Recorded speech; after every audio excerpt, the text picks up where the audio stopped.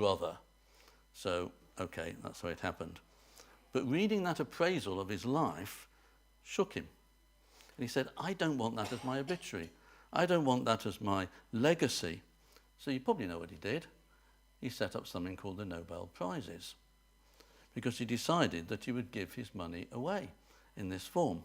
And when he died 8 years later, he left over $9 million to fund the awards for those who have benefited humanity, the Nobel Prizes. Now, we don't always have the chance to read our obituary in advance, and probably that's a good thing. But you can think, because I'm telling you about how you change your attitudes, how you use your imagination, is what sort of obituary would someone would someone write about you, and that you could probably read? How do you want to be remembered? And is generosity part of that? Is generosity part of that? So think ahead to what your obituary might say about you. It would be lovely if someone said, such a generous person. And that won't mean just money either, as we've said. So finally, why do we give? We give because God has given, and he's given much to us. And we can always remember that verse in John 3:16, where God gave his son for us, loved us so much. But God is always giving. It's not just a one-off. It's part of his attitude. It's part of his nature. And if we want to share in his nature and share in his attitude, then we need him to change us in that respect. And someone has said, we are most like God when we are giving. We are most like God when we're giving. We all say, I want to be like Jesus, I want to be changed, and so on. But actually, we're most like God when we're giving. You could say when we're loving, but I'm talking about giving in the wider sense anyway. And final thought, if you gaze upon Christ long enough, you'll become a giver. If you give long enough, you'll become more like Christ. I'll say it again. Gaze upon Christ long enough, and you will become a giver. Give long enough, and you'll become more like Christ. So we're now going to gaze upon Christ because we're going to have communion together.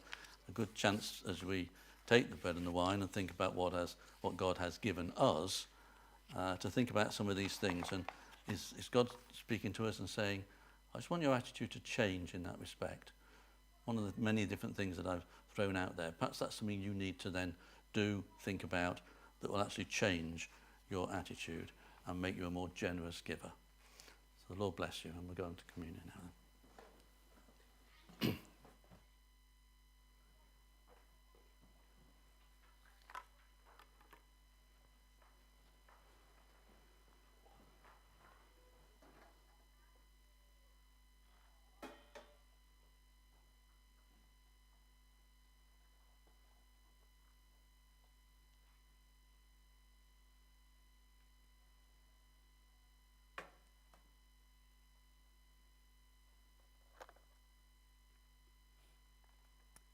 We're going to do communion in a slightly different way. We're going to do it through a hymn. So I'm going to ask that those that serve will serve at a particular time, and then you hold the bread as well as hold the wine. We'll sing the verse, and then we'll eat together and we'll sing together. Is that okay? So just to give you... So the hymn we're going to use is Behold the Lamb who bears the sins of the world. So we're going to stay seated for the beginning bit. And then I'll ask those, are you happy to serve, Georgian? Yeah, thank you. I'll ask you to come and serve it once we've sung the first. So stay sitting, we're going to sing Behold the Lamb, just the first verse.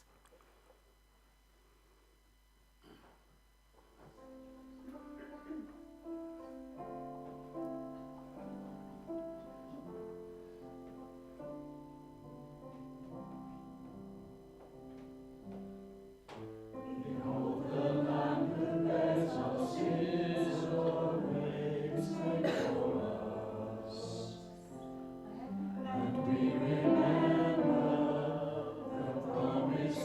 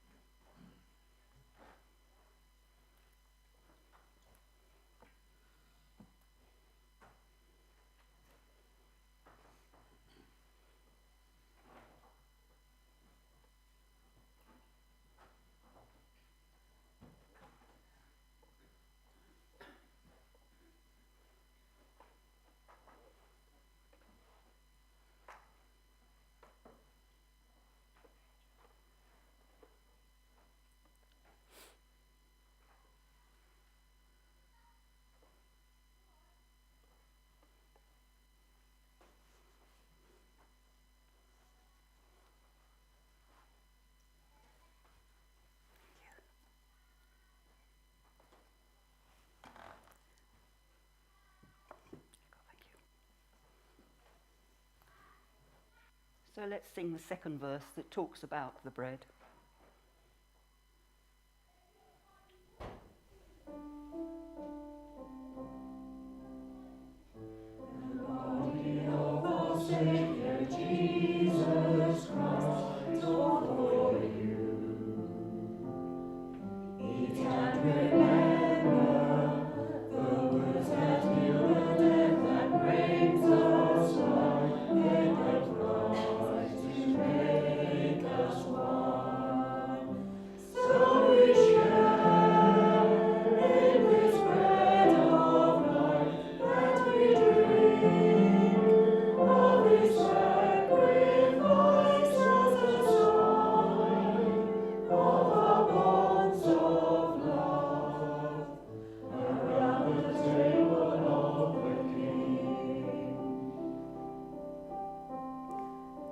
His body was broken. Let us eat together.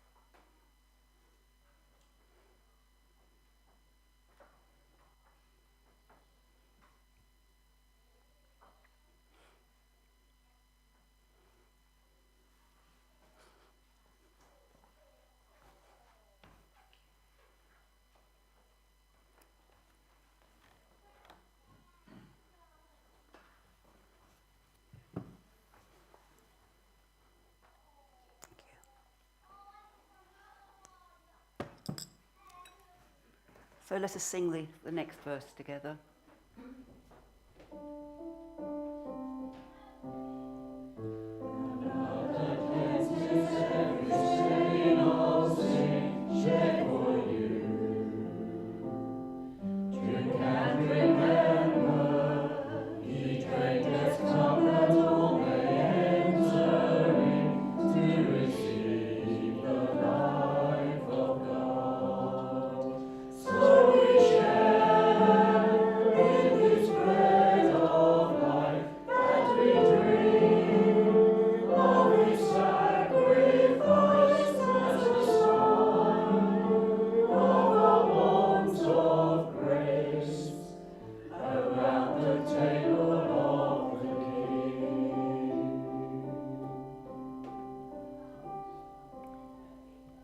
The blood he shed for us, let us drink together.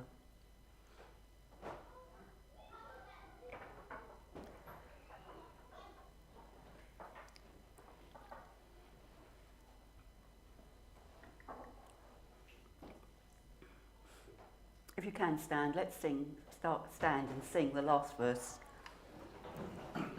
So with faithfulness we rise.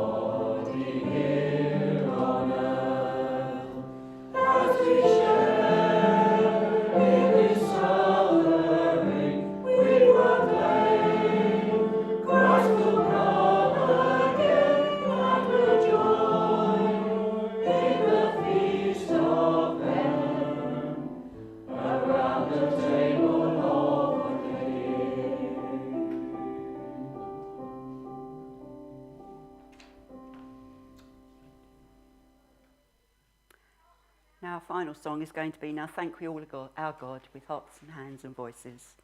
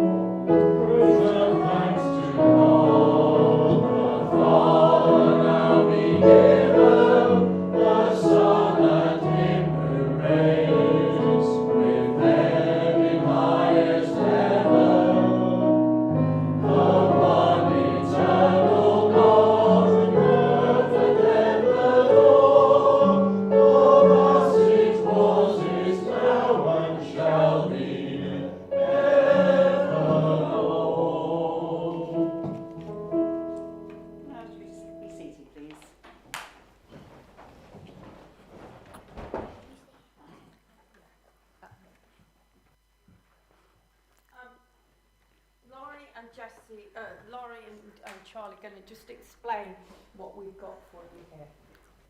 So